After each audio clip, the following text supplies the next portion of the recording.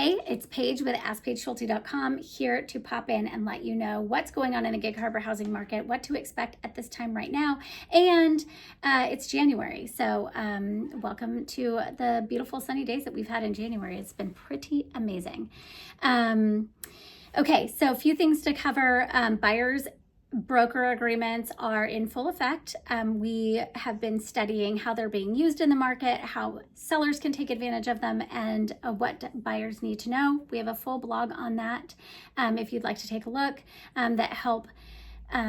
We've refreshed it from January of 24. Then in August, it launched nationwide, and what changes have we seen? So you can link to the blog here and take a look at what our thoughts are about it. We personally love the changes that it's making and the transparency and the value that we get to explain when we say we're full-time agents working in a specific zone of happiness, and how we bring value to our buyers and sellers by knowing everything there is to know about certain areas, and then staying true to those certain areas and not working outside of our market.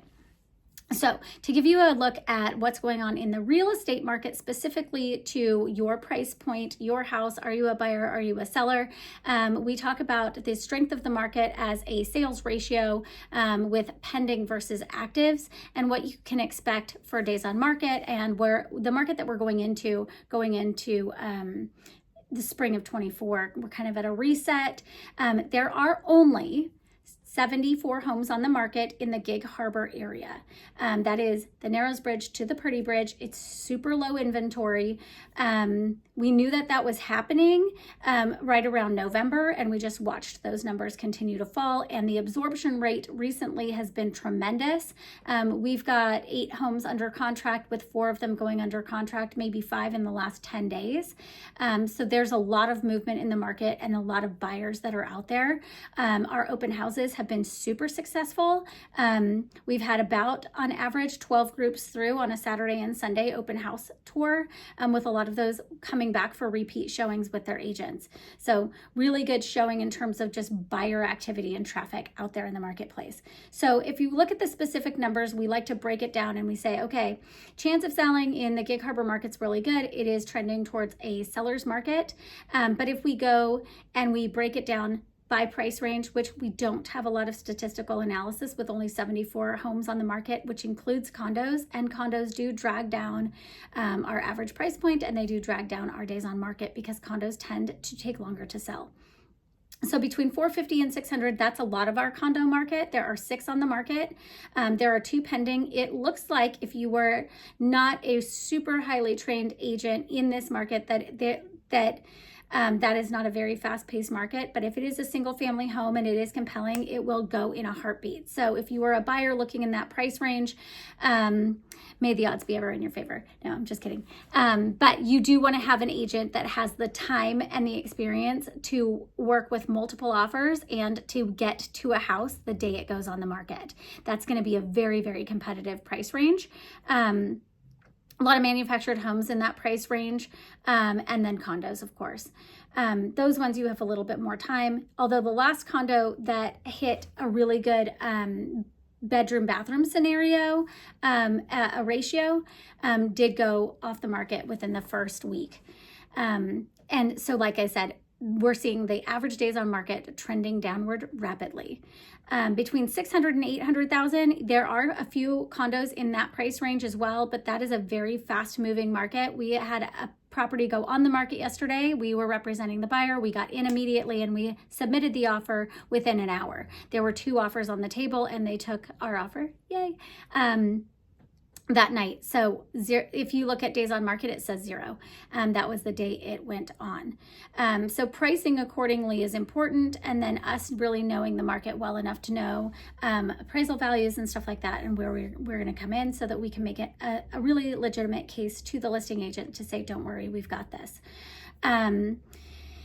800 to $1 million. This is going to be Harbor Hill or maybe a 90s home that has a large backyard. It might have a smaller square footage footprint, or it might have a larger backyard and need some updating. That's kind of your 800 to $1 million market.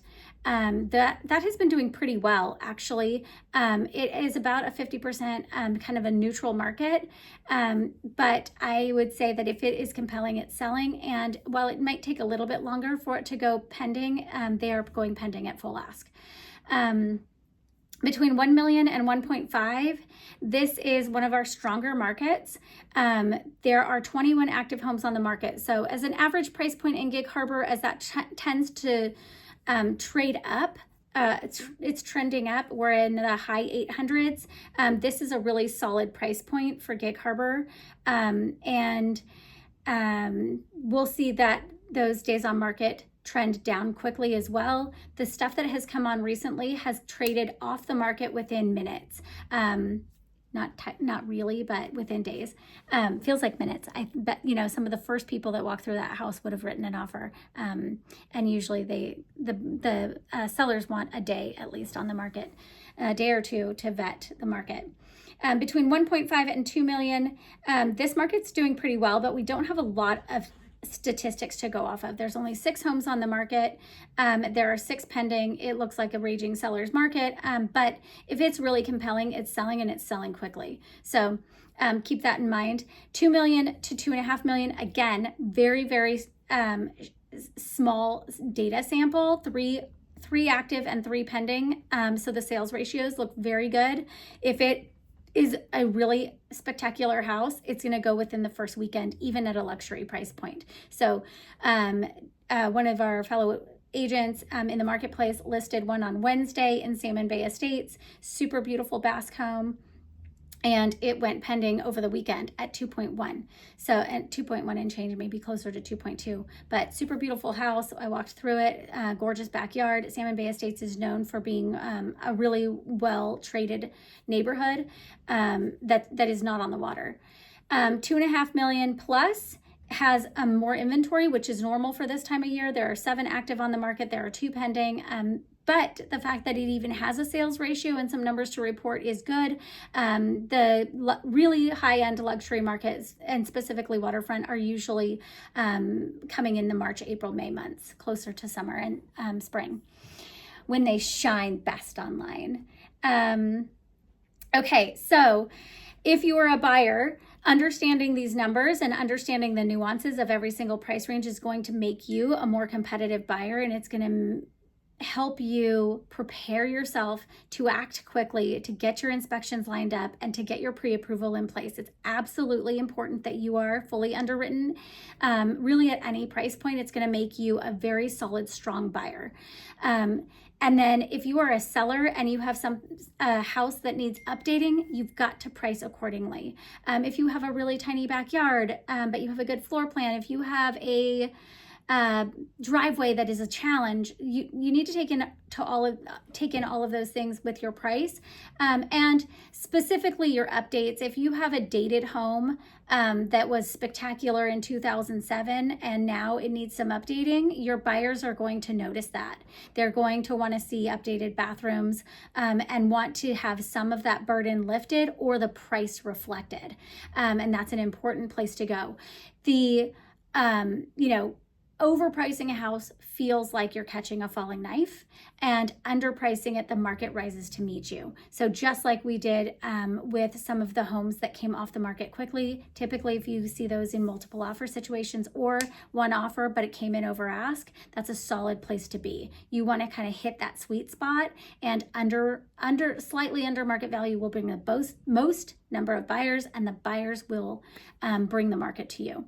So unless you're grossly under market, which every now and then for an out of area agent, we see that happen, and it's a bloodbath for our buyers. And some of them, depending on where we're at, they don't meet the market value because it's just too mind-blowing for them to get that far. So whoever does get it is super happy.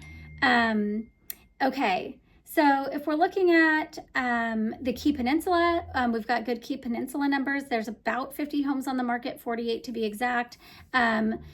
You have a very, very slow luxury market over there. 2 active over 800,000. Let's see, total over 800,000 is 2, 4, 6, 8. 8 total houses over 800,000. That's a luxury market over there. And pretty, there's just not a lot of activity going on for those properties over that price. Your most excited price range is 450 to 600. That is if you have something really compelling in that price range, it's going to go fast and for multiple offers. We've been a part of that with our buyers.